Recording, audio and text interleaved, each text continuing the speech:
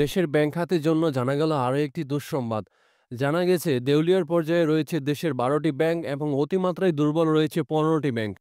এসব ব্যাংক ঘুরে দাঁড়াতে কি পদক্ষেপ নেওয়া হয়েছে সে সম্পর্কে কথা বলেছেন বাংলাদেশ ব্যাংকের governor doctor Ahsan S Mansur. আর এসব বিষয় নিয়ে একটি প্রতিবেদন তৈরি করেছে দৈনিক যুগান্তর, যেটা আপনারা স্ক্রিনে দেখতে পাচ্ছেন। প্রতিবেদনের শিরোনামে বলা হয়েছে দেউলিয়ার পর্যায়ে ১২টি ব্যাংক, অতিমাত্রায় দুর্বল ১৫টি। প্রতিবেদনটি প্রকাশ হয়েছে ২২ সেপ্টেম্বর ২০২৫। তো কি বলা হয়েছে প্রতিবেদনে, এ বিষয়ে বিস্তারিত থাকবে আজকের এই ভিডিওতে। ভিডিওটি শুরু করার আগে ছোট্ট একটি রিকোয়েস্ট, আপনি যদি আমার চ্যানেলে নতুন হয়ে থাকেন, এরকম গুরুত্বপূর্ণ ভিডিও সবার আগে আপডেট পেতে ভিডিওটি লাইক দিয়ে চ্যানেলটি সাবস্ক্রাইব করে সাথেই থাকুন। আর সম্পূর্ণ ধারণা পেতে ভিডিওটি না টেনে শুরু থেকে শেষ পর্যন্ত দেখুন।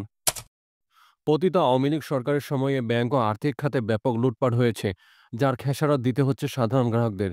বহু ব্যাংকে জমা রাখা গচ্ছিত অর্থ তুলতে পারছেন না সাধারণ গ্রাহকরা। ৫টি বেসরকারি ব্যাংক কার্যত নামে মাত্র টিকে আছে। দেউলিয়ার পর্যায়ে আছে ১২টি ব্যাংক, অতিমাত্রায় দুর্বল ১৫টি ব্যাংক।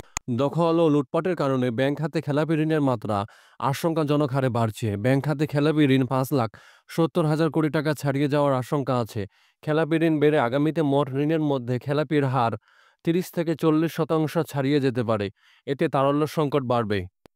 রোববার ২১ সেপ্টেম্বর ঢাকা বিশ্ববিদ্যালয়ের নওয়াব আলী চৌধুরী সিনেট ভবন মিলনায়তনে ব্যাংক খাত নিয়ে অনুষ্ঠিত এক সেমিনারে বক্তারা এসব শঙ্কার কথা বলেন। তারা জানায়, লুটপাটের কারণে ব্যাংক খাতে খেলাপির ঋণ ৫,৭০,০০০ কোটি টাকা ছাড়িয়ে যাওয়ার শঙ্কা আছে। খেলাপি ঋণের কারণে তারল্য সংকট আরও বেড়ে যাবে। এখন কার্যত ১২টি ব্যাংক দেউলিয়ার পর্যায়ে চলে গেছে। তারা আমানতকারীদের টাকা দিতে পারছে না। ১৫টি ব্যাংক অতিমাত্রায় দুর্বল হয়ে পড়ছে, যার ৮টিতেই অর্ধেকের বেশি লুটপাট হয়েছে। ঢাকা বিশ্ববিদ্যালয়, এশিয়া প্যাসিফিক বিশ্ববিদ্যালয়, ইউএপি ও জার্মানির ওটিএইচ এমবার্গ ওয়েডেন যৌথভাবে এই সেমিনারে আয়োজন করে। সেখানে প্রধান অতিথি ছিলেন কেন্দ্রীয় ব্যাংকের গভর্নর ডক্টর আহসান ইস মনসুর।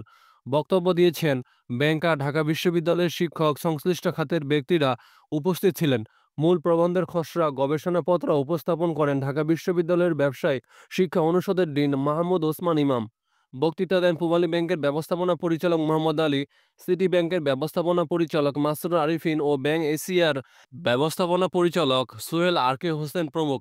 সেমিনারে বক্তারা বলেন, এস আলম একাই পুরো ব্যাংক খাত ধ্বংস করে দিয়েছেন, আর তার সহযোগীরা আরও ধ্বংস করেছেন। এ খাত ঘুরে দাঁড়াতে আরও অনেক সময় লাগবে।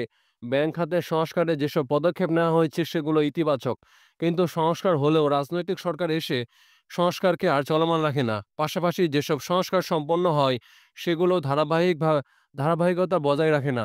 ফলে ব্যাংক খাতের অবস্থা আগের পর্যায়ে চলে যায় বা আরও অবনতি ঘটে।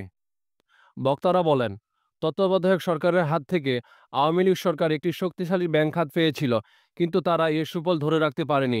বরং তারা সংস্কারগুলো আগের অবস্থায় নিয়ে যায়, যার ফলে ব্যাংক খাতে বড় ধরনের লুটপাট হয়েছে।